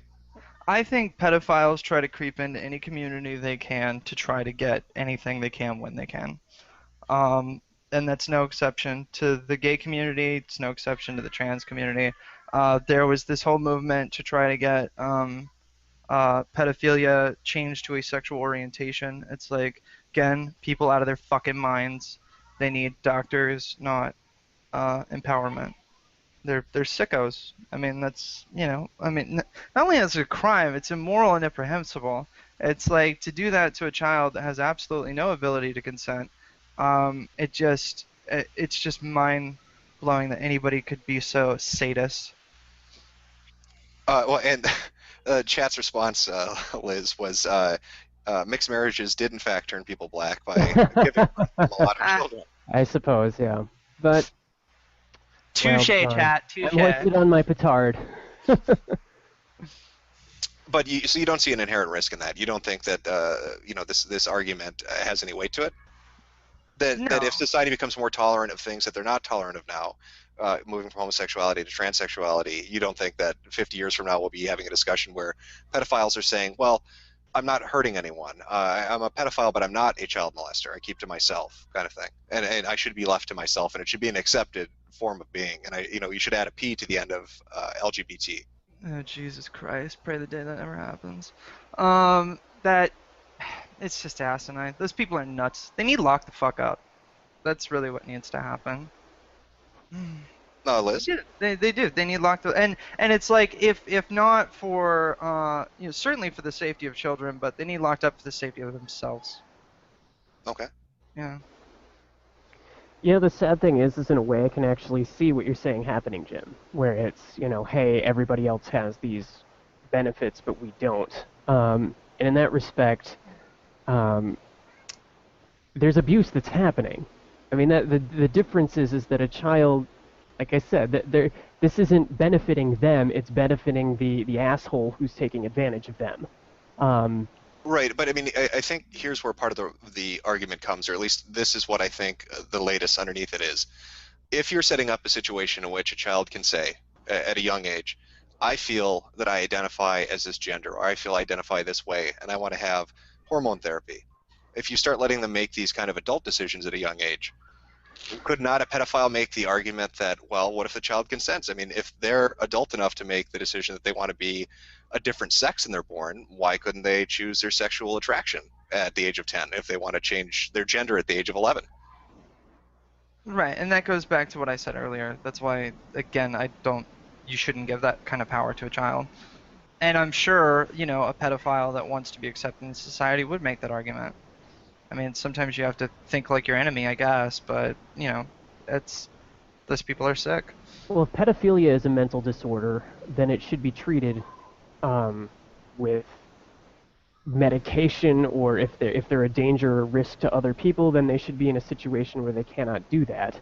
I suppose transsexuality is something that you have to treat with medicine and whatever, or surgery or what have you. But again, the distinction here is that I'm not damaging another person by going at it. So. Okay. Okay. Yeah, and I think the whole slippery slope. It's like the same thing. The rednecks in the South were saying that, oh, gay marriage, and now they're gonna want bestiality, and people want to marry their pets. It's like it's that kind of hyperbolic way of thinking. It's like, are there crazy people who think that you should be able to marry your pets? Absolutely. Will society ever accept that as something that's the mainstream? Fucking no. It's like, Jesus Christ. It's like, I know we look at the internet and people are pretty freaking retarded, but I have to have more faith in humanity than that. We may not have flying cars yet, but we do carry around alien technology in our pockets every day, and we call them cell phones. So it's like, we've come a long way. Well, in all fairness, though, to the slippery slope argument, I get what you're saying, too. I mean, I hear people bring that up as a fallacy in this kind of an argument. But I'm sure if you were sitting around in the 1800s and somebody said to you, well, we're going to let Native Americans vote, but don't worry, women will never vote. That's a stupid slippery slope argument. Letting them vote will never end up at women voting, but we did. It went from one group to another group to another group to another group till everybody was voting. Yeah, and that's what we call egalitarianism. No, but I mean, what I'm saying is the same argument could have been made back then by them saying we're going to let this one group vote and no other group is going to vote, and thinking otherwise is foolish. You could compare it to this argument of, well, if we accept in society homosexuality and transsexuality, where are we headed? Yeah, well, and if you would have been making that argument then, you were probably a slave owner or had just got done scalping and butchering hundreds of thousands of Indians. So. But Sophia, don't you see the risk though that we're facing? Okay, think of what you just said. Yeah, if you were making that argument now, we'd look at it like that, right? But 50 years from now, couldn't somebody look back and say about us three, well, you must have been a bigoted, intolerant asshole for saying that pedophiles shouldn't be allowed to have equal rights and, how they express themselves sexually. Well, I think the difference between allowing other segments to vote is that it created a more open society and it benefited society at large. Um, Pedophilia has very long-lasting, damaging effects to the children that it's done to. So if we decide that, okay, we're going to allow for this happening, we're also going to be tacitly allowing for all sorts of other problems to occur as well. In this case, me being able to vote or get married um, or to change my gender doesn't damage others. So I can understand. I get what you're saying, but I think it would be a much greater impact for society in a far worse way if that were to go that direction. I think as a result of that, most people would not agree to that. Okay, and again, I'm just following this argument out as much as I can because it's one that it's getting brought up. So Of course, no, and it always does. There's no doubt about that.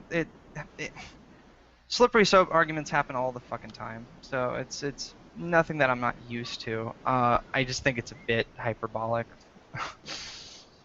Oh, so you mispronounced it. It's hyperbole. Hyperbole. Hyperbole.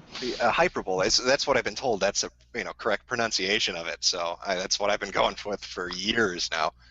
Okay, I've lived all over the United States. People pronounce words differently no matter where you go. In Vermont, they call coyotes coyotes. So do they now? Yeah. And kind of, I guess, finishing up with this, one of the defining characteristics of a social justice warrior seems to be their thin skin. Yes. You'll notice this shit on Twitter. You'll notice it on Tumblr, on any website you go to. YouTube doesn't matter. I'm blocking you just for saying that. Yeah, exactly. I'm blocking you. I'm banning you. I refuse to talk to you, or they'll get a jab in, and then they'll get angry if you retaliate, if you retort. What you can see the chat. Is this triggering you? Are you breaking down with people? I said it before, and I'll say it again. I'm not a victim. I'm not. Yeah, I've been reading the chat. I don't care. I'm not doing this for a political platform. I'm doing it because it's the right thing to do. I think honestly, if you're the SJWs, the feminazis, they're not interested in creating a dialogue. They're interested in getting a soundbox. They're interested in clamping down on dialogue, of censorship, of eliminating discussion. And for me, this is the best way that I can say, you know what? Judge for yourself. If you think I'm nuts, well, you know what? There's tons of people in the chat I'm never going to be friends with, and I doubt that anything I say is going to change their opinion. You know what? That's their right. It's the right of free speech. But SJWs and feminazis are not interested in free speech, and that's what I'm concerned about. Do you think that maybe the perception of what transsexuals are like online has been tainted by SJWs in that sense? I mean, absolutely. Jesus Christ, this chat's a perfect example of it. Well, don't blame the chat. I blame the videos of where it's the bald object saying "dies to scum," or that's the public perception. That's what's getting circulated. And if it's that kind of extreme, that kind of insanity, that's what most people are going to see as being normal to that movement, and it's not the case like that. So you guys can handle the banter, essentially, is what you're saying. Oh, of course I can. Yeah, no, gee, I'm surprised they actually toned down on the word nigger. I'm surprised. Like when the chat started, it's like that's all I heard was nigger, nigger, nigger, nigger, nigger. Now I just see tranny, tranny, tranny, tranny, tranny. And for the people just joining, my Twitter handle used to be @hidden_tranny. So if you think you're offending me, you are sorely mistaken. Well, yeah, and getting, I guess, to a couple other things we probably should touch on. Let's talk about preferred pronouns. What most people, and I'm in this camp too. I think it's ridiculous personally. What are your opinions on that? What do you think when somebody says you need to refer to me as Zimzer and Zem rather than him or her or they or them? Where's that laugh track button?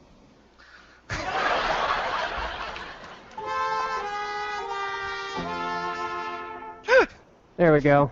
There we go. Yeah, I mean that's the reality of it. If somebody needs to ask you what your gender is, and I know this is a bit arrogant, but it's like, are you doing it right? That's, and I know people fucking hate me for that, but it's just like there was an article recently, if you want to call it an article, it's just another fucking blog editorial about is passing an offensive term, and it's just like, yeah, to people who can't pass. And it's just like, that's their problem. My suggestion to them is watch some makeup tutorials. It's like take a vocal coaching lesson. I mean, granted, I know I've spent years getting my voice to this octave, and I'm still working on it.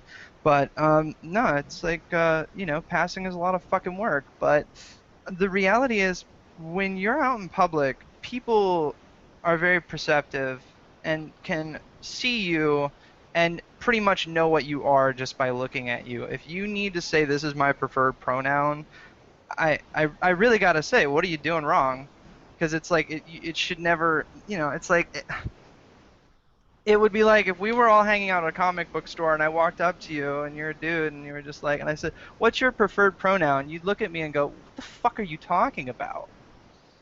Yeah, it's Uh, it's it's a it, it's a bizarre internet phenomena, but it seems to be creeping into real life. I mean, Facebook now, don't they have the preferred pronoun Hmm. option listed in their little spiel of genders and everything else? Well, I guess if you are trying and you say if there's somebody who is androgynous and you genuinely don't know, if you approach it as, okay, I'm not trying to be mean or anything, but which pronoun should I go with? If it's anything other than he or she, then it's like, okay, I'm not having a conversation with you. Because you're extending a hand saying, hey, I'm trying to understand and be reasonable, but the hair trigger response of being offended at that is not the one to go with.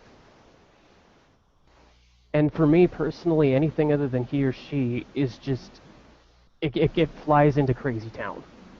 What are your thoughts on the use of cis? I know that this was, Oh, trans and cis taken from, from science essentially, and then applied to this kind of shit. But what do you think of that? The term cis?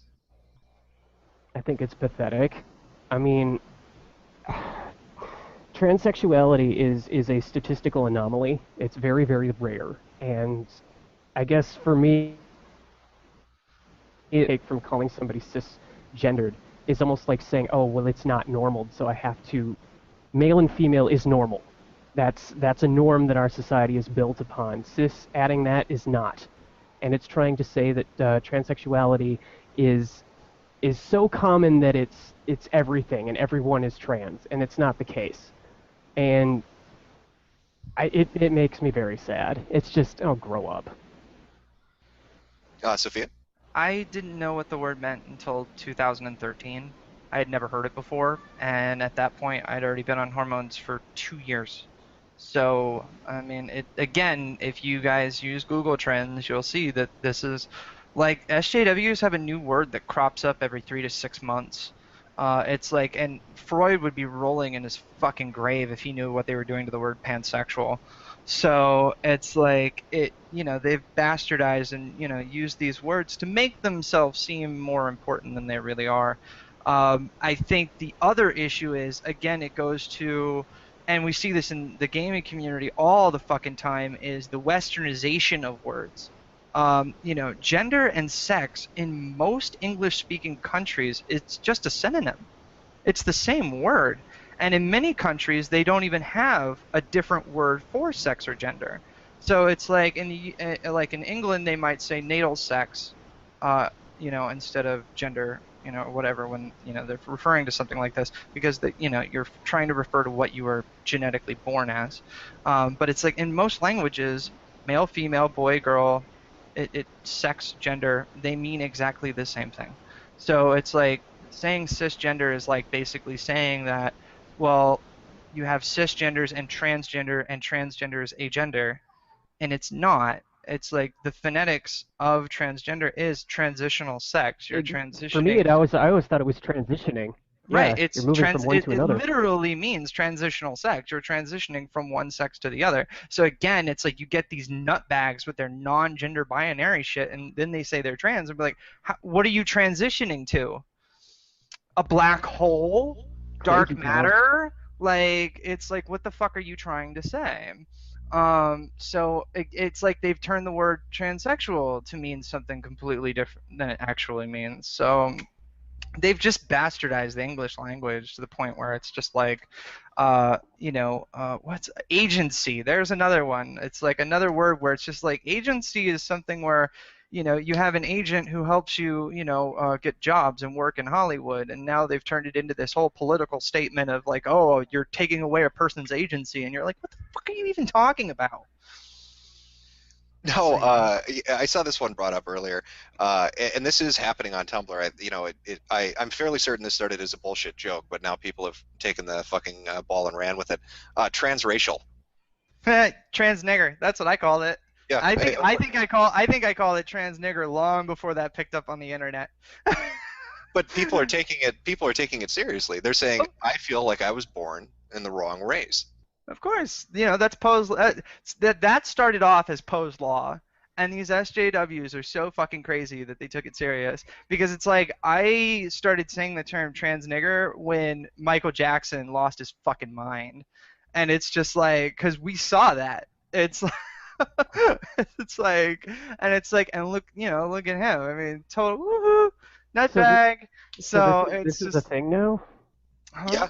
this is Oh this is yeah. a legitimate thing. Yeah, well, yeah, most people you could call it trans nigger, but they're calling it transracial, is what they refer to it as. I feel like I was born this, or I feel like I was born that. I think it's their way of getting around their bullshit idea of cultural appropriation. Of Like course. I want to have dreadlocks, so I'm going to really pretend I'm black now. That kind of shit. What's I up, my don't want to yellow live on this planet brothers? anymore. Homeboy thinks he's Chinese. That would be a not another teen movie quote for those of you in the know. Back when Chris Evans was a tiny little skinny dweeb with black hair. So it seems that both of you, kind of summing up kind of the stuff we've been talking about, it seems like you've both experienced this kind of crazy shit that's online, this SJW stuff. Do you Yeah. think do you think more people in LGBT, do you think more people in the trans community need to fucking speak up so people don't think you're all crazy? I mean, do you think they need to say, listen, this isn't how we are. These are a subsect of people that are attention whoring narcissists that are fucking everything up for everybody? I would say yes. Um, I don't know. I read history, so I read up on the Spanish Civil War, and it literally got so extreme where it turned into fascists versus communists. If the middle spoke up and said, no, we got to find a better solution than this, um, people wouldn't be lined up against the wall and shot. So you gotta. I think it's sort of a two-part thing. I think trans people do need to rein it in a little bit, especially now that there are actually protective laws in place. 10 years ago, there were not employment protection laws, and gay marriage is now getting enough steam where in 20 years it's going to be all 50 states have it. So I think part of it is, okay, slow down, take a deep breath, realize where you're at, and also say, you know what, we do not support this crazy reactionary bullshit. Okay, Sophia? The problem is for a lot of people, it's going to be a conflict of interest. Like I said, most trans people, if you want to call them that, um, they don't even identify as trans. They have already gone through the surgery. They already are working. A lot of people, myself included, after they transition, they move to a completely new city. It's like we build a completely new identity around the person that we're destined to become, and usually leave to dust, our past. And a lot of people, once they've done that, it's they don't want to be a light shined on them. They want to be left the fuck alone, and they want to be treated just like everyone else. I mean, that's what real equality is just being treated like everyone else. I think when we look at the Pillars of Eternity situation, where it's like, look, one, the joke wasn't the guy wasn't he killed himself because he fucked a tranny. So get the joke right for starters. Um, it's like, but two, it's like if you're offended by that, that's good. That means that you're, actively being participated in society. That somebody is making a joke of you, and now you have to accept that joke because a part of being equal is people are gonna fuck with you, And and have a that's thick perfectly skin. fine. You know, Hmm. It's like, you watch a stand-up comedy act and it's like they're gonna make, you watch something like Russell Peters and he's gonna, make fun of every, race and cultural background in the audience or whatever. And it's like, when he makes fun of you, it's like you have two choices. You can either go, there it is, I'm accepted into society. That, people can make fun of me and I can look at it and go, haha, that's funny. Or I can go, nah, that's not so funny, but not take it personal. It's like that's a part of being, accepted. And I think for this SJW outrage culture, they don't want to be accepted. They want to Right. be ostracized so they can be professional victims, so they can set up their Patreons and they can just go, give me money, look at me, I'm oppressed, oh my God, look at me, while the rest of us are just going, no thanks. Look at That me for where my talents are. It's like you want somebody that's going to get your numbers up and help market and brand recognition or whatever. It's like that's my area of expertise and that's what I'm going to help you do. It's like, but you think I'm going to be out there just going, oh my God, my boobs hurt because I just had surgery. Will you please give me money? Like that's fucking retarded. Well, wasn't there a situation with that? I'm vaguely remembering somebody who was a game developer that, God damn, I wish I remember the details on Chloe this. Segal. Was that the one that put up the That's the Kickstarter and one. then used the money for the surgery? Yes. That Oh, yep. that I've actually talked to Chloe about that, and she says it's one giant misunderstanding, and it's just, one side versus the other side. So it's like all I know is that Indiegogo, I think it was an Indiegogo campaign or whatever, they ultimately didn't give her the money. Oh, they withheld So it.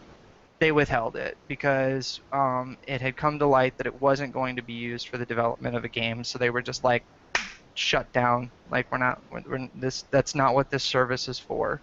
And it's like, unfortunately, you see a lot of e-begging from the trans community because, again, this is the only thing you people will hear me advocating for this entire stream is because of the lack of ability to proper medical treatment.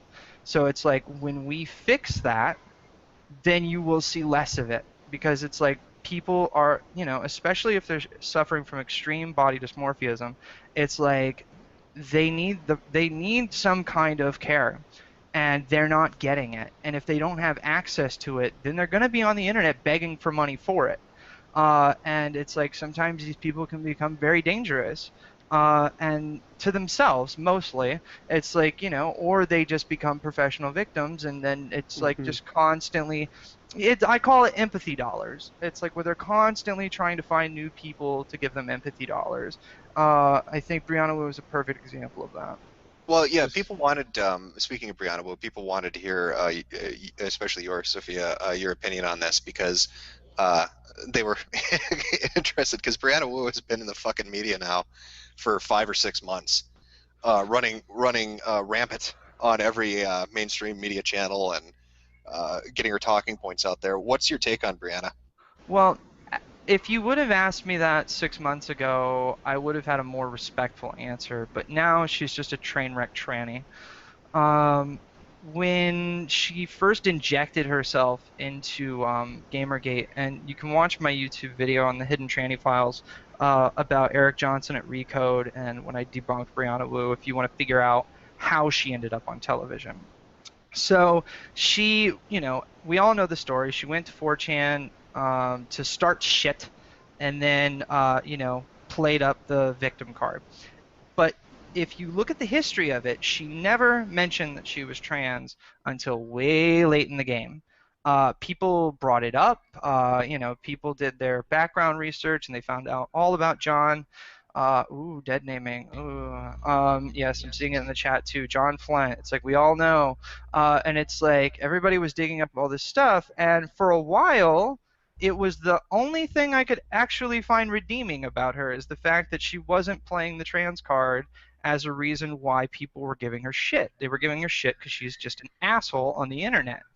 Um, but eventually she ended up playing the trans card when, the whole harassment, female in video game empathy dollars started wearing off. So then you need a new thing.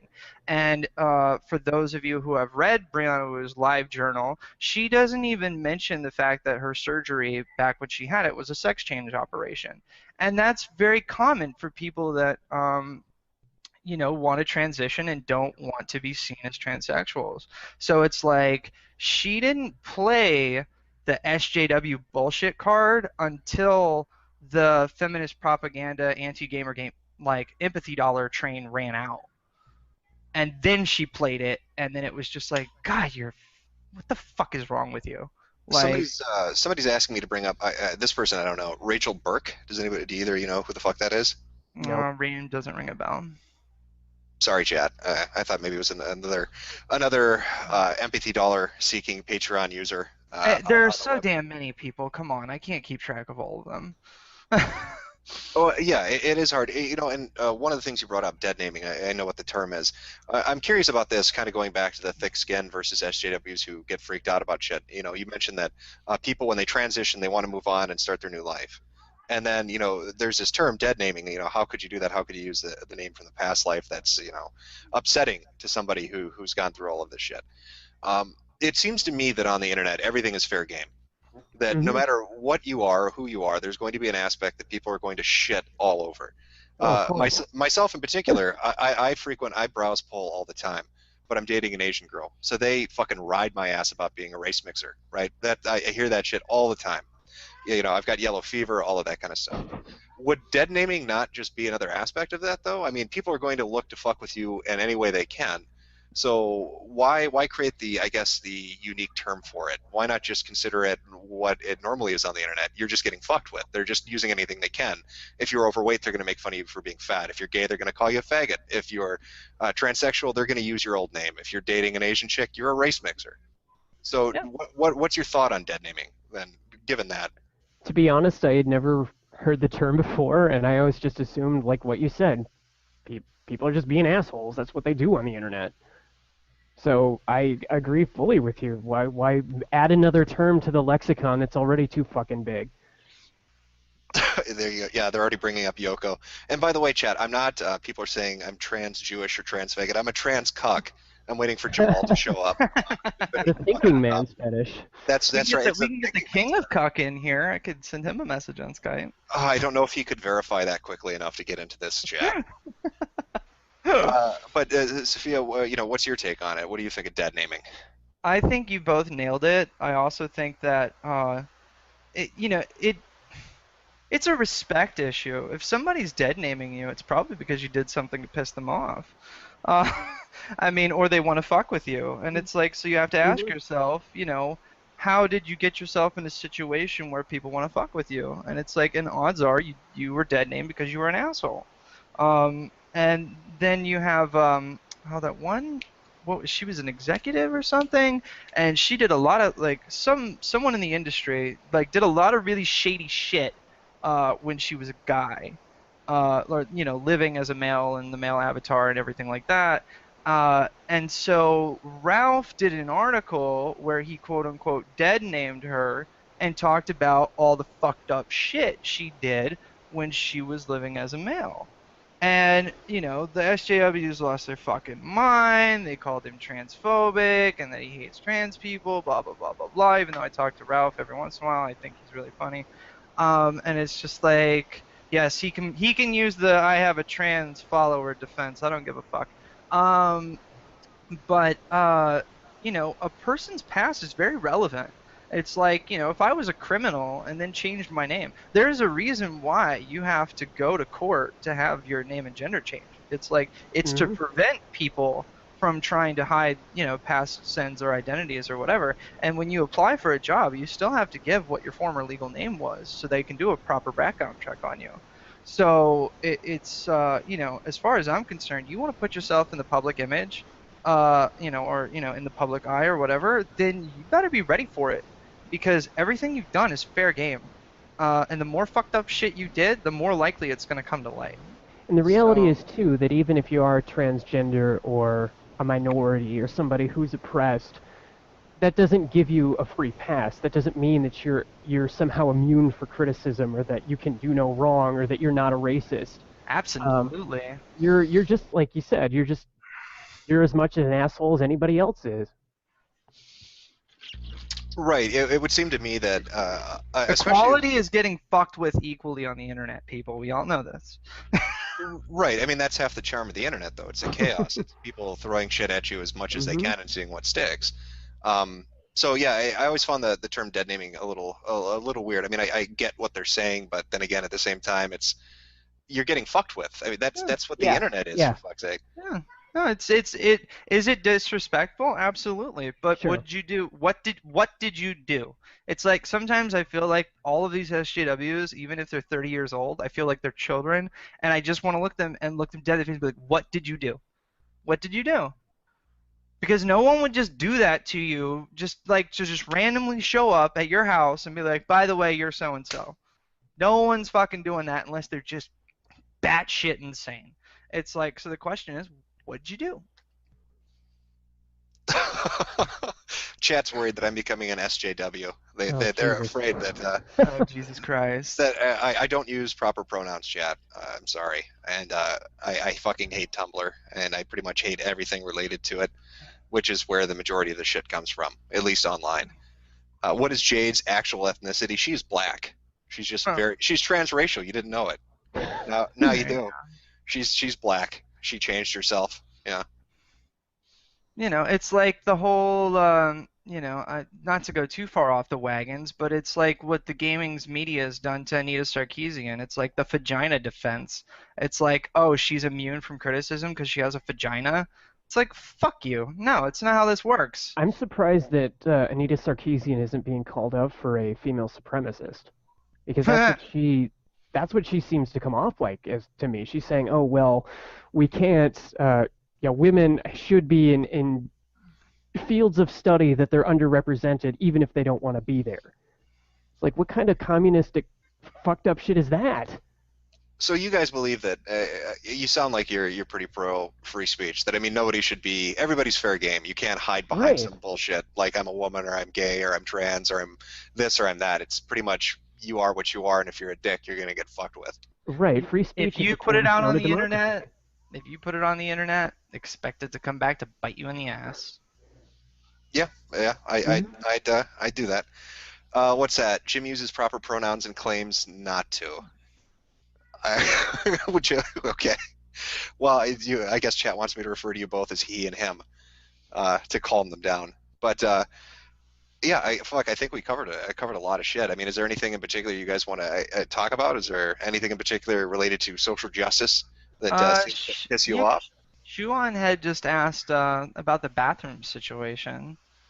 Oh, that's actually a good question. I was looking at a case. There were a couple of cases. I think you're talking about people that use one bathroom or another, but it's different than their what would you call it? Their natal sex? Is that the term they're using in Europe, or natal gender, Birth whatever? sex or whatever, yeah. Yeah, I know there was one case where Planet Fitness, a woman complained because a man had gone into the women's locker room, and Hmm. she brought it up, and they what the hell is Planet Fitness's little term, a no judgment zone?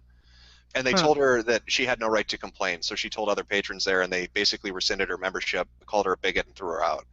There was Wow. another case at a university where a mother complained because her daughter was using the restroom, and a transgendered man came in, and she was like, "I just don't feel comfortable."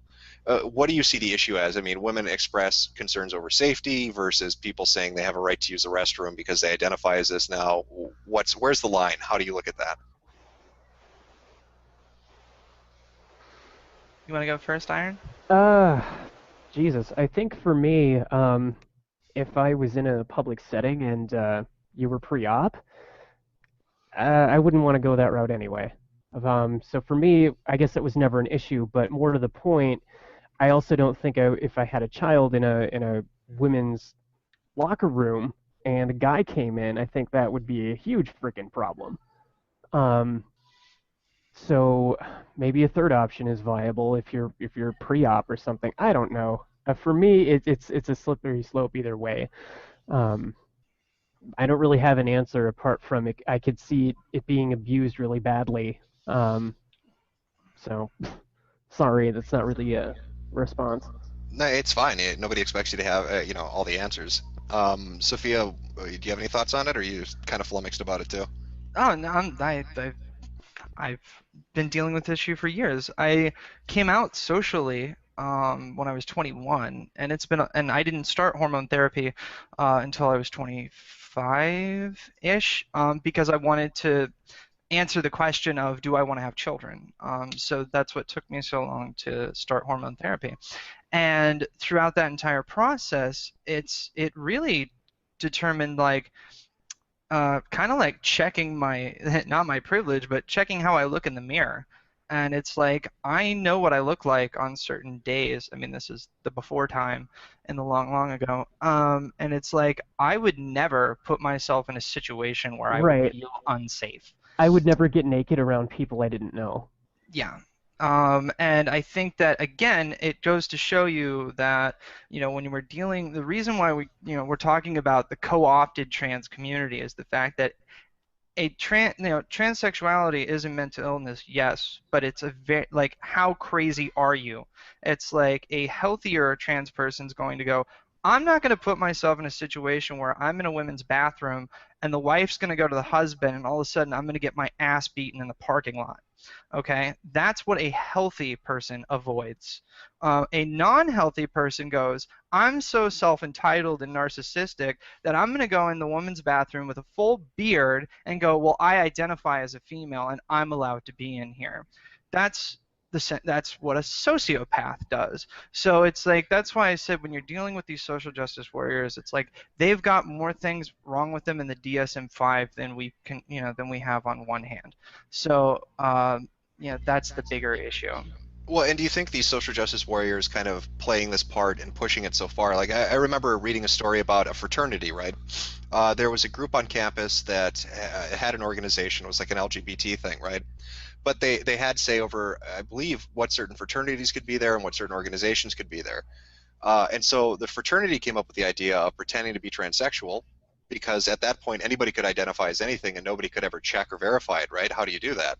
So they all pretended to be transsexual, got into the organization, and voted everybody out and put themselves in charge. Hmm.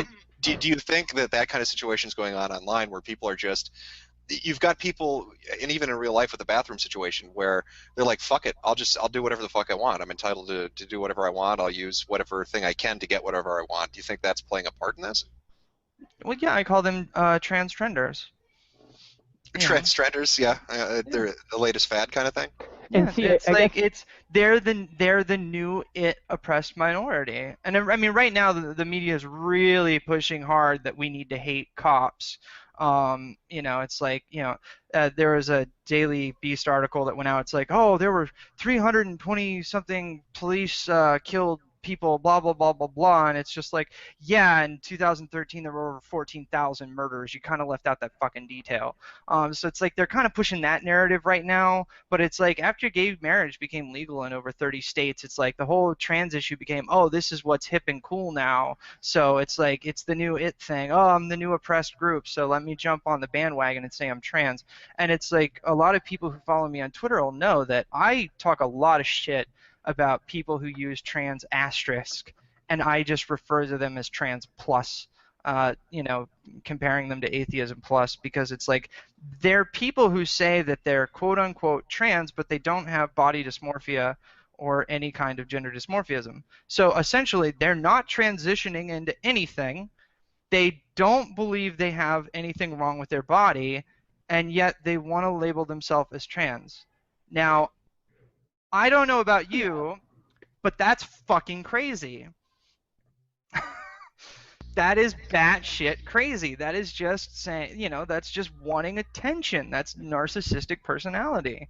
is a word in edgewise here. I guess I kind of didn't realize that there were people who would go in with a full beard and a cock in a women's bathroom, and that was a thing. Like that's so alien to me as somebody who is trans. Who, if I would have done that, I there's a good chance that you would have gotten stabbed.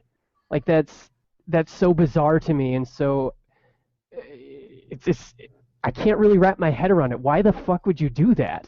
Like if you were transgender and you were trying to live your every single day, I can't wrap my head around it.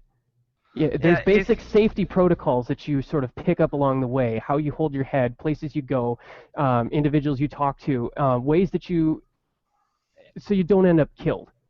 And in a situation like that, then saying, "Oh well, I'm transgender. You have to let me into that." It's like I'm shocked that it's like that. And to that person, I want to say, "Fuck you." Yeah, I always link these kids, these Tumblrites, a video that's on YouTube. I believe it's still there. Transgender woman gets beaten in McDonald's bathroom. And you watch that video, and then you know what we're talking about. Then you'll know what real discrimination's like, what it's really like to be targeted, what a real victim looks like. And they don't want to talk about that. They don't want to deal with the real issue. It's like Well, they right, just because they're a bunch of, generally what I find on Tumblr is it's a bunch of affluent 20-year-olds, 18-year-olds from nice neighborhoods that don't have any real problems in their lives that play pretend and yeah, like you said, they hop onto the latest fad and then want to play the victim, but Hmm. they'll never address anything real, or they'll never talk about a real issue or shit that actually happens because fuck it, they don't care. It's all me, me, me. Um, I mean, how can you take anyone seriously that, received a bought and paid for education and a bullshit degree by their rich parents, with a gold spoon in their mouth, still living at home, spouting about intersectionality and, poor people, and trans people and whatever, and it's like when they've never worked a day in their life, they've never known what it's like to have a life beyond mommy and daddy's credit cards. It's like they don't live in the real fucking world, and they are the leaders of these fucked up individuals that they're brainwashing on the internet. Chat, somebody threw this out in chat. This actually kind of interests me. Somebody said male trannies can't be victims. Um, have you seen an encroachment of feminism? I know we talked about TERFs a little bit, but do transsexuals deal with that shit a lot? I mean, is patriarchy and all of that kind of crazy privilege with power shit thrown in your face? I don't know. You should ask my uncle when he bashed my skull in over New Year's a couple of years ago just for being trans. I think it's pretty fucked up that, again, it goes to show that, they have no respect for people that are actually dealing with real issues, and they just want to. I can send pics. I posted them on Twitter before, but I took them down because they were pretty fucking gruesome. Um, uh, but yeah, no, they don't give a shit about people who are actual victims. They want professional victims, and it's a theater, it's a stage act, it's not real. Liz, how about yourself? What do you think? I would say if you think you're that, oh shit, I'm so oppressed. Try living in African countries where they will murder you for being gay. They will straight up, the government will execute you. Um, I don't know. It makes me sad that this is the state of if you don't actually have a real problem, you have to make one up. Eh. Yeah, that does seem to be the flavor of the day. Self-diagnosis, self-victimization, coming up with whatever you're a victim of, even if it comes to making it up. And then it seems like they'll target people in whatever community it is they're infiltrating. I'm talking about like SJWs, and try to drive them out, I guess, because maybe it makes them look bad by comparison. You know what I mean? Like if you want to infiltrate gaming, you need to get rid of gamers because then you are a representative of what gamers are. If you infiltrate LGBT, you need to get rid of the actual people in that organization so you are what they are, and then you bring the attention on yourself. Well, I don't think the patriarchy is a thing. I think it's a myth. I think it's just something that it's nebulous like God. You can't really prove or disprove it, and it's just used to justify terrible things. And if advocating for free speech and saying, you know what, I have a thick skin, I'm not a victim, I refuse to be, co-opted with you people. If that's me joining the patriarchy, then fuck it, I'll raise the banner. Because at some point, rationality, sanity, has to overcome this. And the fact that we're still entertaining this idea that it's oh well we should talk no it's insane. Now, another question I'm kind of curious of: why is it that it seems that when somebody makes the news, at least online, I'm talking, when we're talking about a transsexual that's getting a lot of attention, going back to the three examples I gave before, or even talking like Brianna Wu or something like that, why does it always seem to be male to female transsexuals? What about the female to male ones? Why don't they ever seem to be at the center of a shitstorm? Is there a difference in the biology involved? Is there a difference in the I don't know, the group around it, or well, do you kind of know what I'm talking about here?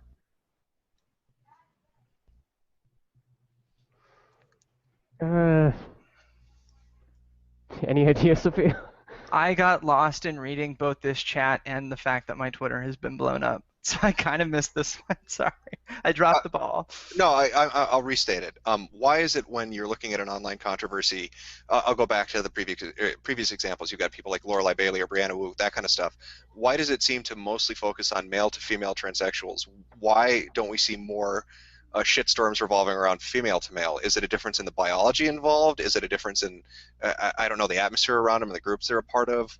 It seems to be like every time you hear something or there's some kind of shitstorm online about it, it's always male to female, but never female to male. Hmm. That It's interesting you asked that because on our YouTube channel, the most shit we've ever gotten is for anything we do dealing with FTMs.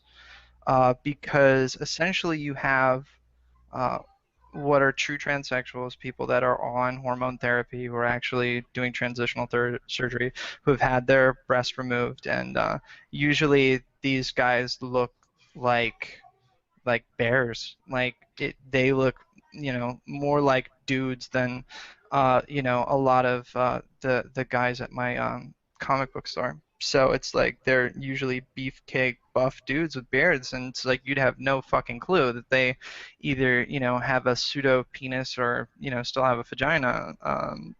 So it's like you see this issue where basically you have a trans Bieber, some like that lesbian who did that Gamergate poem or whatever. It's like you see someone like that who claims that they're trans and then doesn't understand why the society doesn't see them as a man.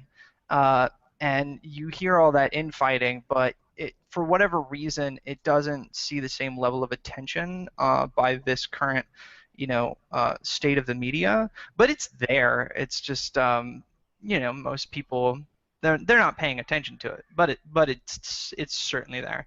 It's essentially the battle of butch lesbians versus F to M's, and it's like butch lesbians want absolutely no association with F to M's at all, and then you've got this new generation of people saying that they're gender fluid or gender queer or whatever, and usually when someone's doing that, it's typically, from my experience, a young lesbian girl who wants to dress like a boy.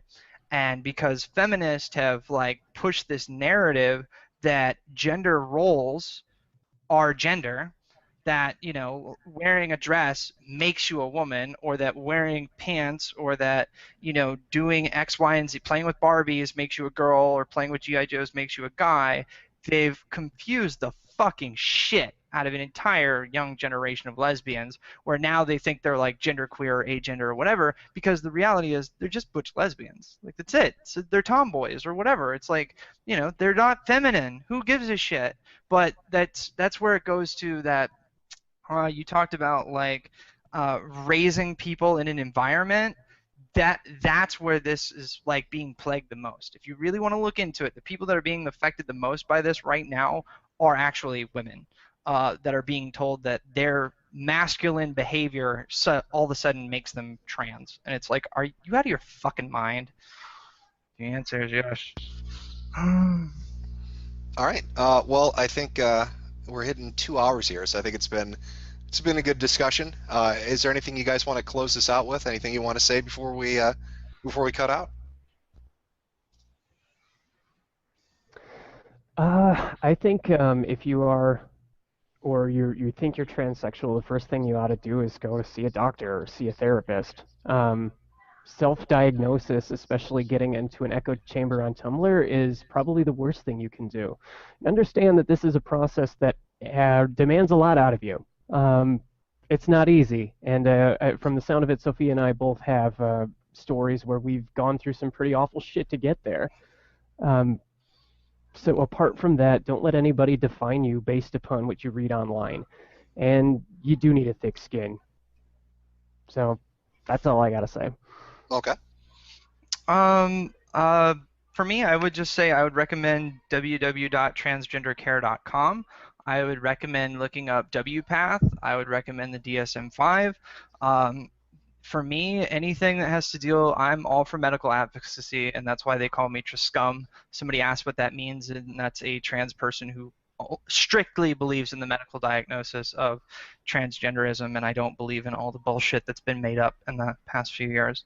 And if it's something you're dealing with, then reach out to a professional, somebody that knows what they're doing. And you might find that even in Los Angeles County, I had to go through about 16, and I called about 16 different therapists before I found someone who had any real experience with transgender patients. So it's like, I know it's very difficult, certainly in other parts of the country. That's why I chose to move here, to get proper treatment.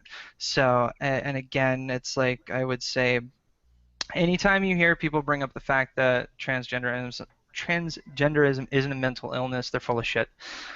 It is. The question is, how do you go about dealing with it? And for some people like myself, transitional surgery and hormones was what worked. For other people, talk therapy might work. I mean, it certainly depends on how old they are. But I definitely recommend, either directing them to proper help. It's like, in a nice way. You don't always have to be an asshole about it. Or if you are, dealing with a type of body dysmorphia, then again, I would recommend reaching out to a professional who knows what they're talking about, and don't get caught in the echo chamber of Tumblr and allow them to inflate you with these falsehoods of what it actually is, because it is an illness and you can get better. That's the only reason I'm out. Like visibly trans, as some people want to call it. It's like it's is to show that it's like, no, you can transition and live a normal life beyond transition. That you can get back to just doing your work, having healthy relationships, and so on and so forth. So there is light at the end of the tunnel. That's all I'm saying. There is one last thing I want to say. Yeah, go ahead. Jet fuel can't melt steel beams. Fuck yeah. So you've been to New York? Hey, no comment. No comment. All right. Well, thanks for coming out. I hope the chat got some answers to the questions they wanted. Again, Iron Liz, and is it Hidden Tara or Tara? How am I saying it on Twitter? Hidden Tara, like the hill in Ireland. There we go. All right. Well, thank you both for coming out. Thanks, chat, for coming out, and I hope you guys have a good day. Thanks a lot.